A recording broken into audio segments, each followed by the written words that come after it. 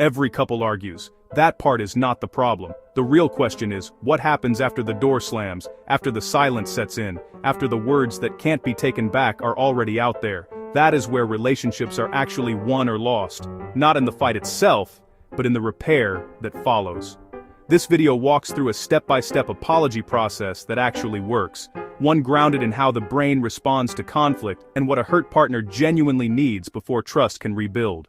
Most people were never taught how to apologize well. The result is apologies that are vague, that quietly shift blame, or that are delivered mainly to end the discomfort of conflict rather than to address the other person's hurt. I'm sorry you feel that way.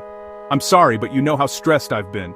These feel like apologies on the surface, but they leave the other person feeling more dismissed than before. A meaningful apology has structure, and that structure can be learned. Step 1. Cool down before approaching. When both people are still flooded with stress hormones, the brain literally cannot process empathy or nuance the way it normally would. Taking 20 to 60 minutes, not to rehearse arguments but to genuinely settle,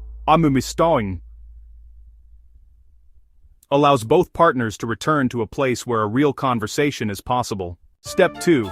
Ask before launching in. A simple, "Can we talk about what happened earlier?" gives the other person agency. It signals that this is not about winning, it is about reconnecting. Step 3.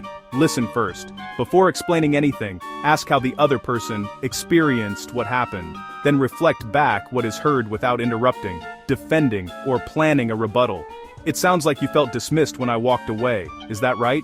That one move shifts the entire dynamic from adversarial to collaborative. Step 4. Name the specific impact, not just the action. "I'm sorry we fought" is not an apology, it is a summary. A real apology names what was done and what effect it had. "I'm sorry I cut you off and raised my voice. I can see that made you feel like what you were saying didn't matter to me." Step 5. Take ownership without conditions. The word "but" undoes everything that came before it. Owning a part in what happened, fully, without attaching it to what the other person did, is what communicates genuine accountability. Step 6. Express genuine remorse. There is a difference between feeling relieved that the apology is almost over and actually communicating that the other person's hurt matters. Something as direct as, "It bothers me that I hurt you, that is not who I want to be in this relationship," lands far more honestly than a scripted phrase. Step 7. Make a concrete, realistic commitment. "Next time I feel overwhelmed, I'll ask for a break instead of shutting down," gives the other person something to hold on to. Over-promising leads to repeated failure, so keep it specific and achievable. Step 8. Create space for the response. After offering the apology, the next move is to stop talking. Forgiveness is a process. Pressing for immediate reassurance places the burden right back on the person who was hurt. Take whatever time you need. "I'm here" is often the most powerful thing left to say. These steps work, and for some couples, practicing them on their own is enough. But when the same arguments keep cycling through without resolution, when conflict feels like a pattern that no apology seems to fully break, that is usually a signal that something deeper is at play.